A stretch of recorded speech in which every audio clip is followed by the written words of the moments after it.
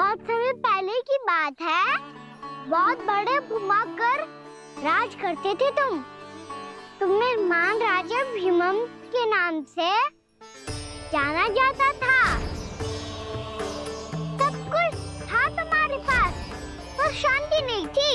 इसीलिए शांति की खोज में अपना संपूर्ण राज अपने पुत्रों को सौंप कर हिमालय पर्वत की ओर चल दिए। अनेक वर्षों की तपस्या के बाद तुम्हारे तप की कीर्ति चारों ओर फैलने लगी और फिर सच्चे तपस्वी के रूप में तुम्हारी ख्याति से प्रभावित होकर महर्षि उलट तुमसे भेंट करने आए। राजा भीमरथ, आपने ईश्वर की प्राप्ति के लिए सब कुछ छोड़ दिया, पर अपना अभिमान नहीं छोड़ पाए। इसीलिए मेरे आगमन पर सम्मान के साथ खड़ा होना तो दूर, मेरा अभिवादन भी नहीं किया।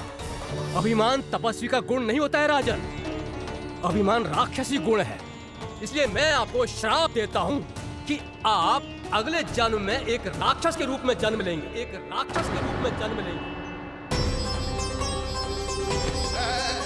मुझे क्षमा कर दीजिए महर्षि, मैंने जानबूझकर आपका अपमान नहीं किया है। मैं तो यहाँ पर शांति की खोज में आया था। अपने भीतर के संसार में गहरे सोच विचार में डूबा हुआ था मैं। मुझे क्षमा कर दीजिए महर्षि, मुझे क्षमा कर दीजिए। अपनी भूल का आभास प्रायश्चित की ओर पहला पग होता है। मैं अपना श्राप तो वापस नहीं ले सकता, परंतु आपको एक वचन अवश्य दे सकता हूँ। जब भी प्रभु नारायण का अवतार होगा, आपको उचित समय पे वो वरदान देंगे जिसकी आप लंबे समय से प्रतीक्षा कर रहे हैं।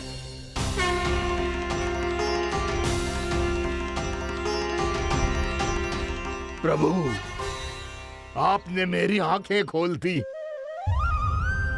अब मुझे पता चल गया है कि आप कौन हैं और मैं कौन हूँ। इसलिए आप मुझ पर कृपा करके अपने चरणों में स्थान दे दीजिए। मुझे वो शांति प्रदान कीजिए जिसकी खोज में मैं वर्षों से भटक रहा हूँ। शांति तो मोक्ष में ही है, इसीलिए मैं तुम्हें मोक्ष का वरदान देता हूँ।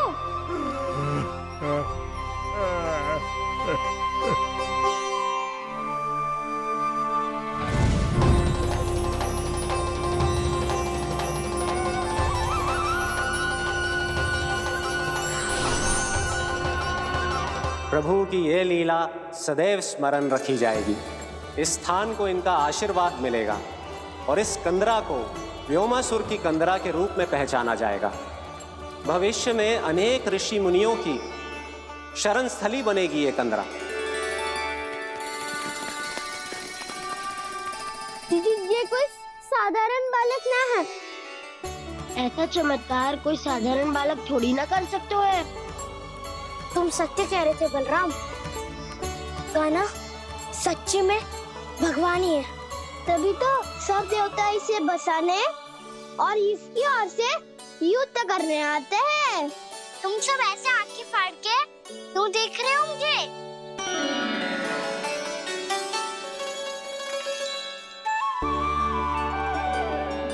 बलराम, तुम बलवान हो और कान्हा भगवान है। दूर दूर तक कोई दिखाई ना दे रहा है। ना जाने किस हाल में होंगे बालक। कहीं हम ही तो मार्ग ना भटक गए शीघ्रता के चक्कर में। अब तो एक पग भी ना चलो जा रहे हो। जल, किसी के पास जल है क्या? कंठ तो मेरा भी सूख रहा है मौसी। भाभी, निकट ही जमुना जी है, कहूँ तो वहाँ से जल ले आओ। मैं भी जा रही हूँ भाभी, एक से भले दो। हाँ चल, शीघ्रता से आओ। हाँ।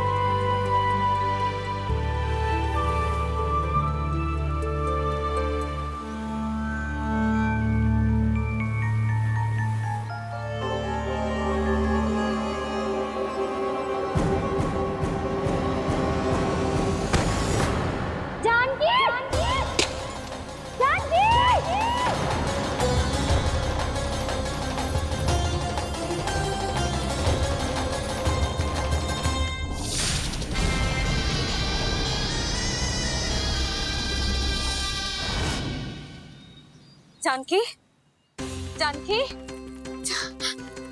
क्या होगा इसे? देखो ना जी, अब छलिया की सूचना मिलते ही हम सब बालकों को ढूंढने चली गई और ढूंढते ढूंढते सबको बहुत प्यास लगी आई जी। तो जानकी जमुना जी की नदी से जल लेने गई और उसने जमुना जी का पानी पिया और उसकी जेदशा हो गई। बालक कहाँ है? वो ठीक तो है ना? ऊपर से सब ठीक है, पर भीतर से बहुत भयभीत है सब। जानकी तो बिल्कुल नीली पड़ गो है। लग तो है विष फैल गया है इसको पूरे तन में। मथुरा के सर्वश्रेष्ठ विदेह जी को बुलाए गो है उसके उपचार के लिए। जैसे ही इसने जल को मुंह से लगाया, जे गिर पड़ी। चटपटाने का अवसर भी ना मिलो। हाँ वैद्य जी, और निकटी मृत पशु भी पड़े हुए थे। हाँ, मैंने भी अस्थियां देखी थी।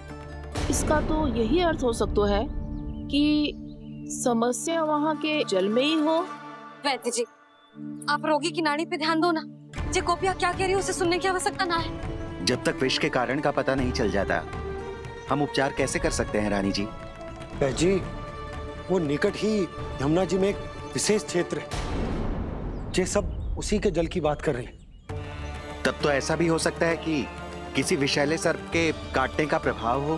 पर सर्प के काटने का चिन्ह ना है उसके तन पे। सर्प जब काटतो है तब उसके दांत के चिन्ह बन जाते हैं। मुझे पता है, बड़े बड़े सर्प को काटते हुए देखो है मैंने। एक दिन अब बस कर उज्जवल, ये बड़ी बड़ी हाँकने का समय ना है। पर यदि सर्प ने ना काटो है, फिर जानकी की ये दशा किसने की? अवश्य किसी राक्षस ने की होगी। नाना, कोई विषैला पशु भी तो हो सकता है। यह अवश्य किसी माँ विषैले सर्प के विष से हुआ है। सर्प ने भले ना काटा हो, लेकिन यह अवश्य ही किसी महाविषैले सर्प के विष के कारण हुआ है। कालिया नाग। कालिया नाग?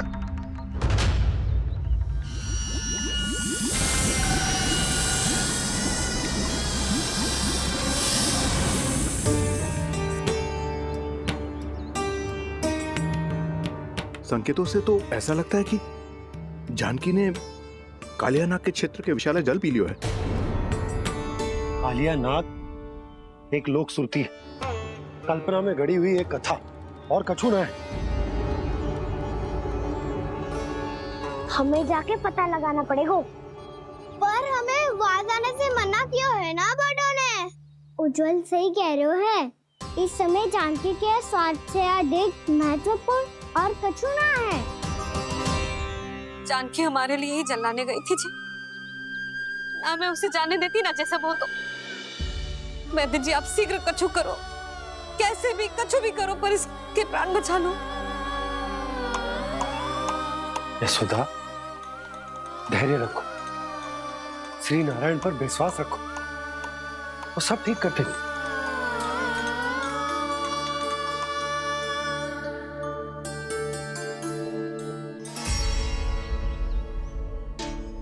विष की काट की मेरे पास जितनी जड़ी बूटी थी, मैंने सब अर्क बना के पिला दी, पर इसकी दशा में अभी तक कोई सुधार नहीं दिख रहा है। यह अंतिम जड़ी बूटी है। अगर इससे भी चमत्कार नहीं हुआ, तो फिर जो नारायण की इच्छा।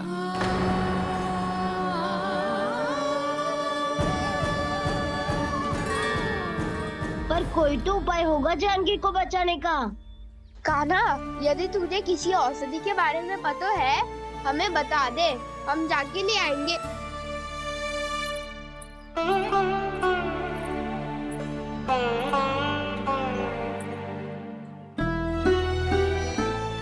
हे नारायण, हे प्रभु, मेरी जानकी के प्राण बचा ले प्रभु।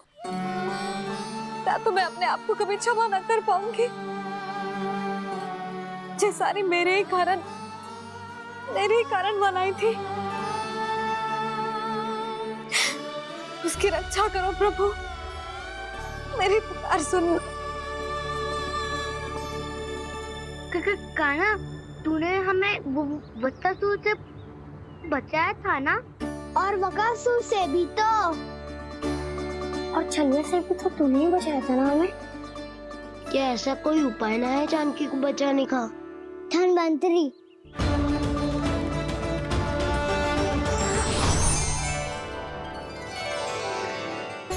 मैं आ गया हूं प्रभु, चिंता मत कीजिए,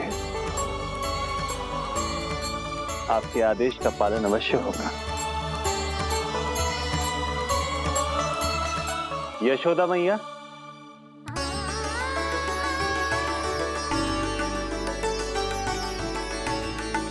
मैया आपको कोई पुकार रहा है।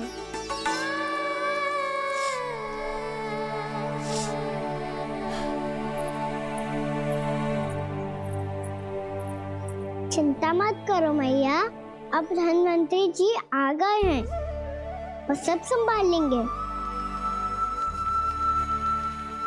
धनवंतरी जी कौन है? जिन्होंने संसार का आयुर्वेद दिया, आरोग्य के देवता, वे श्री नारायण के अवतार।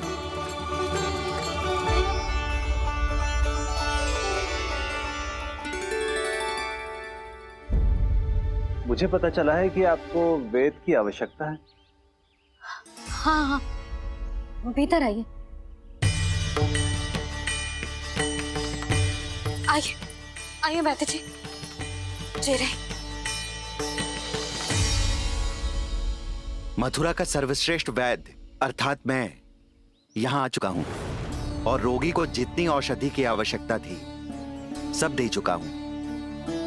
निश्चित रूप से आपने विष की काट के लिए बहुत ही उत्तम अर्क तैयार किया है, इसीलिए किसी और वैद्य की आवश्यकता नहीं है। किंतु आप अकेले कितना कुछ करेंगे वैद्यराज, मुझे अपना सहायक ही बना लीजिए। पर जो करना था मैं पहले ही कर चुका हूँ। हाँ, वो तो आप कर चुके हैं, बस रोगी के तन से विष निकालना शेष है ना वैद्यराज?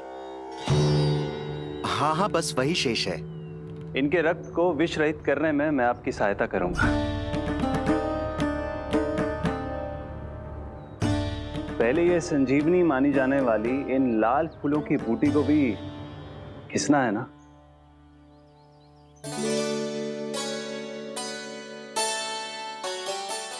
हाँ हाँ, तुम सही कह रहे हो, इसे अच्छे से घिसो।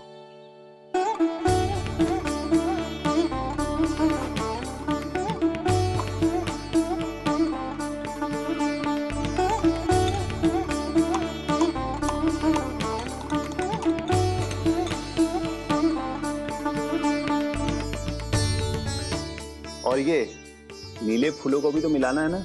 हाँ हाँ, अच्छे सहायक बन सकते हो तुम, ऐसे ही श्रम करते रहो।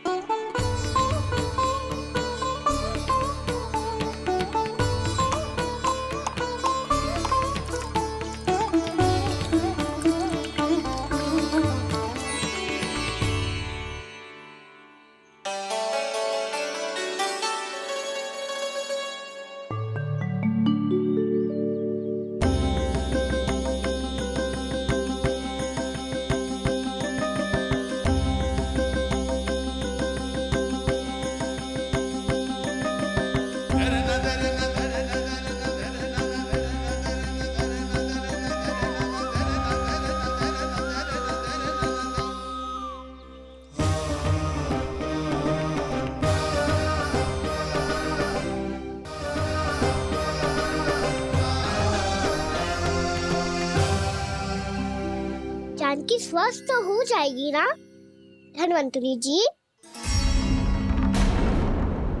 धनवंतरी? प्रभु, अब मैं क्या करूं? आपने तो स्वयं ही मेरी पहचान उजागर कर दी। जी क्या करो कान्हा? आप सब ऐसे क्यों देख रहे हो? मैया कहती है ना, सभी वैद्य धनवंतरी जी का ही रूप होते हैं। वाह कृष्णा, चतुर तो हो तुम। वैसे वास्तविक धन्वंतरी मैं हूँ, मेरा अर्थ है वास्तविक वैद्य मैं हूँ। ये तो मेरा सहायक है, मुझे पूरा विश्वास है बिल्कुल ठीक हो जाएगी। वैसे ही थोड़े ना मुझे मथुरा का सर्वश्रेष्ठ वैद्य कहते हैं लोग।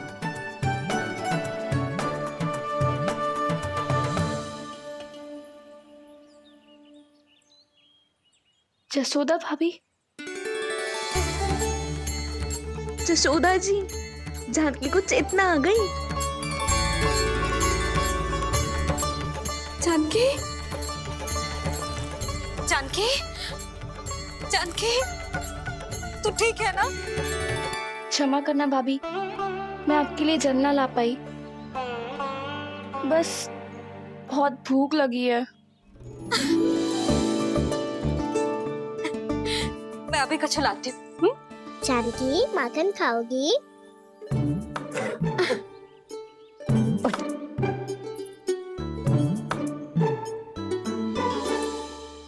आजा, तू ही खिला दे लल्ला।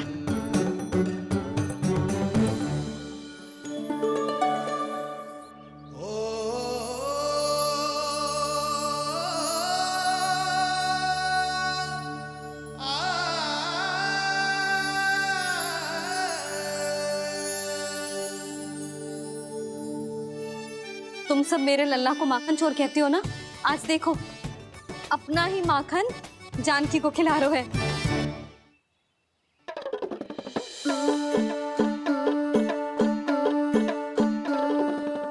और विश्राम कर लो।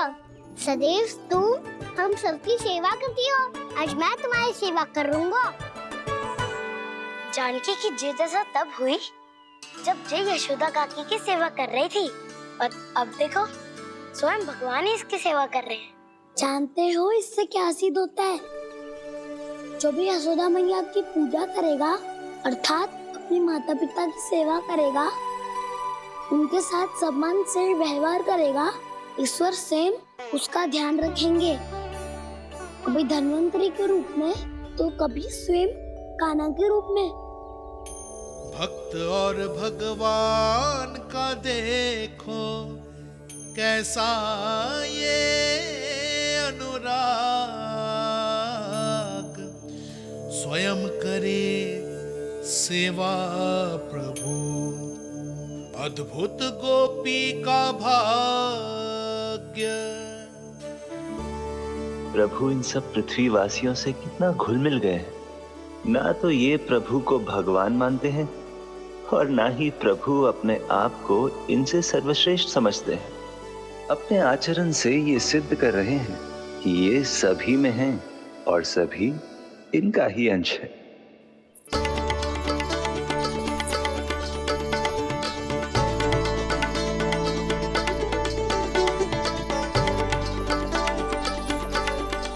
प्रभु, अब मुझे जाने की आज्ञा दीजिए।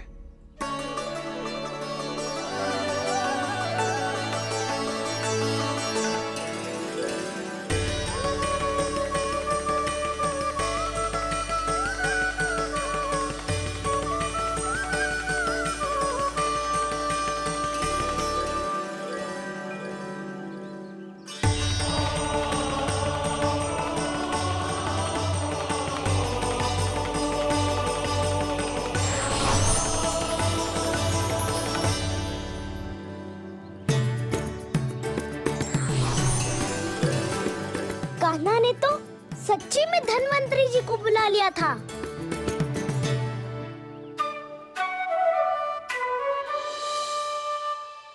जब से कान्हा का जन्म हुआ है ना, मैं तब से देख रही हूँ, तब से हम पे कोई भी संकट आती है ना, तो अचानक से कोई अपरिचित हमारी सहायता करने आ जाता है, और जाते समय कान्हा की आज्ञा लेके जाते है, और कभी कभी तो इसे प्रभु बोल के जाते है। बाबा संभालो।